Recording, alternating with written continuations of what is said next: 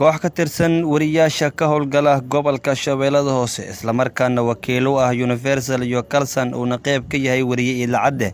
ayaa si diiran loogu soo dhaweeyay degmada Walaweyn ee gobolka Shabeellada Hoose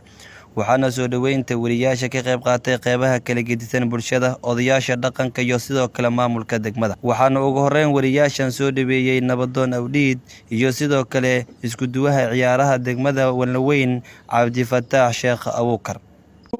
qofka si la waramayo ummadda Soomaaliyeed waa Abuukar Maamow Abdiyow Agoonka ninka saaw Nabadoon Awdhiid wariyaalka qaaska gobolka Shabeellaha Hoose oo inka horooyo wariyaha guud Ilacade iyo Universal iyo Kalsan TV saddexdaas idaacadood iyo waa in kooyeen degmada Walaweyn farxad reereen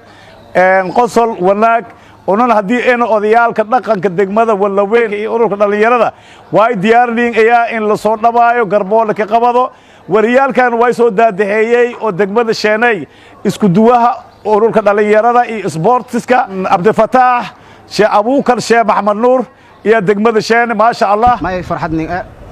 degmada Walaweyn soo daaray wariyaha gobolka Shabeellaha Hoose walaalkeena sare Ilacade iyo Kalsan TV iyo Universal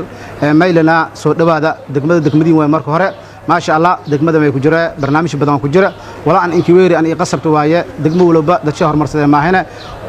cid kala gaag horumaras ma jirto waa wariyaalkii gobolka Shabeellaha Hoose way maanta uni garabkaana degmadii waaye inay degmadii maanta bilicdiye horumarshay soo bandhigaan inkiweerna ma sha Allah intii ay socotay soo dhaweynta wariyaasha ayaa wariyaasha qaarkood waxa ay u mahadceliyeen maamulka degmada iyo sidoo kale odayaasha dhaqanka iyo qaybaha kala gedisan ee bulshada soo dhaweysay waxaana ugu horeyn sidoo kale hadlay Cabdi Fataax Cali Cumar Tabakal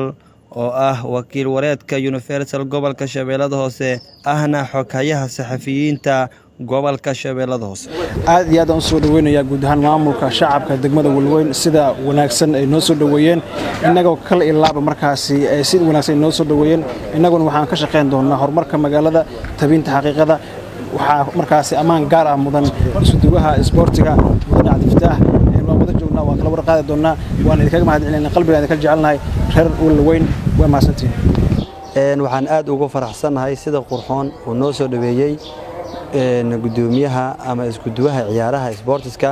mudan Cabdi Fataax sida qurxoon ugu soo dhaweeyay anagoo ah bahda saxaafadda aadan uga mahadcelinaynaa waxaan joognaa degmada Walaweyn oo ka tirsan 8 degmo ku yaal gobolka Shabeellada Hoose waxaana ka shaqeyn doonaa anaga intaan joogno horumarka degmada maadaama naga dhigay dad la sharfay waxaana ku dadaali doonaa insha Allah shaqada inaan u gudano sida awoodeen iyo karaankeena waxa ugu dambeyn hadlay wariyaha gobolka Ilacade oo caan ka ah baraha bulshada waxaana u mahadceliyay dhammaan dadkii soo dhaweeyay gaar ahaan bulshada qayb ka ah soo dhaweynta wariyaasha dhammaan shacabka reer Walaweyn